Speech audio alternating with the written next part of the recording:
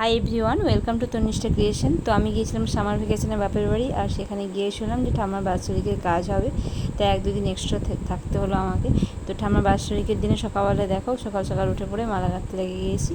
তো অনেকগুলো মালা লাগবে তাই মালা গাঁথছি। আর এই দেখো বাদাম মিলেছে, বাদাম চাষ হয়েছে, কাকু জেঠু বাবা সবার বাদাম মিলেছে, রোদ দিয়েছে। তো ওই দিন যেহেতু অনেকজনের রান্না ছিল তাই সবাই মিলে কাটাকুটি আরম্ভ করলাম সবজিগুলো। এই দেখো কাটাকুটি করছি আমি, পিসিমণি সবাই বসে গেছি সবজি কাটতে। আর সেদিন ছিল ভেজ রান্না, তাই সবজি কাটাটাই বেশি ছিল, কারণ একটা মিক্সড ভেজ, আলু পোস্ত এসব রান্না ছিল। আর যেহেতু শ্রাদ্ধ বাড়ি ছিল, দিদি চলে এসেছে দেখো, ওদিকে যে বোনপো আসছে।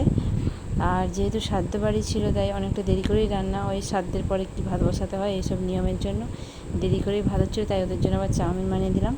সবাই মিলে একটু চাউমিন খেলাম, আমি বেটু বোনপো সবাই মিলে চাউমিন খেলাম। এই যে ঠাম্মার ছবি, আর এই যে শ্রাদ্ধ বাড়ি মানে লুচি, আমি খাচ্ছি লুচি আলু ভাজা।